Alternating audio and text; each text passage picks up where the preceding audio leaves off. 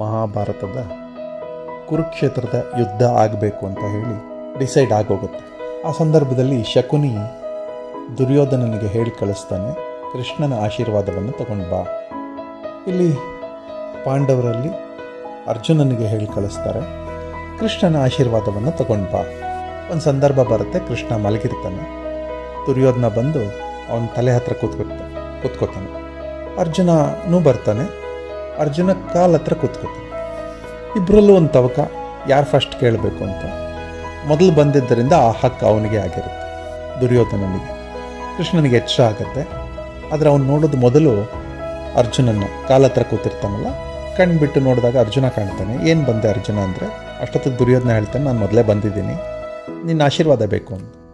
ಕೃಷ್ಣ ಅರ್ಜುನನ ಕೇಳ್ತಾನೆ, ನಿನಗೇನು ಬೇಕು? ನನಗೂ ನಿನ್ನ ಆಶೀರ್ವಾದವೇ ಬೇಕು. ಸರಿ, ಕೃಷ್ಣ ಹೇಳ್ತಾನೆ, ನನ್ನ ಹತ್ರ ನಾನೊಂದು ಕಡೆ ಇದ್ದೀನಿ, ಇನ್ನೊಂದು ನನ್ನ ಯಾದವ ಸೈನ್ಯ ಇದೆ, ನಿಂಗೆ ಯಾವುದೇ ಬೇಕು ಅಂತ ದುರ್ಯೋಧನನ ಕೇಳ್ತಾನೆ. ದುರ್ಯೋಧನ ಒಂದು ಲೆಕ್ಕಾಚಾರ ಹಾಕ್ತಾನೆ. ಕೃಷ್ಣ ಒಬ್ಬ ಇಟ್ಕೊಂಡು ಏನು ಮಾಡ್ತಾನೆ, ಒಂದು ಸೈನ್ಯ ತಗೊಳ್ಳೋಣ ಅಂತ ಹೇಳಿ ನಿನ್ನ ಸೈನ್ಯ ಕೊಡು ಅಂತ. ಅರ್ಜುನ ಹೇಳ್ತಾನೆ, ಕೃಷ್ಣ ನಿನ್ನ ಸೈನ್ಯ ನನಗೆ ಬೇಡ, ನೀನಿದ್ರೆ ಸಾಕು ಅಂತ. ಈಗ ಇನ್ಫರೆನ್ಸ್, ಮಹಾಭಾರತದ ಯುದ್ಧವನ್ನು ಪಾಂಡವರು ಗೆಲ್ತಾರೆ. ಕೃಷ್ಣ ಇರುವ ಕಡೆ ಗೆಲುವಿರುತ್ತೆ.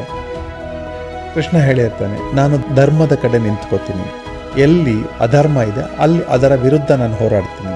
ಹಾಗೆ ಇಬ್ಬರೂ ಯುದ್ಧ ಮಾಡಿದಾಗ ಪಾಂಡವರು ಕೌರವರು, ಪಾಂಡವರ ಕಡೆ ಧರ್ಮ ಇರುತ್ತೆ, ಗೆಲ್ತಾನೆ.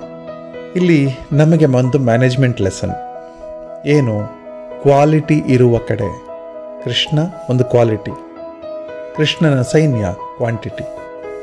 ಕ್ವಾಲಿಟಿ ಇರುವ ಕಡೆ ಗೆಲುವಿದೆ, ಕ್ವಾಲಿಟಿ ಇರುವ ಕಡೆ ಲೈಫ್ ಇದೆ, ಜೀವ ಇದೆ.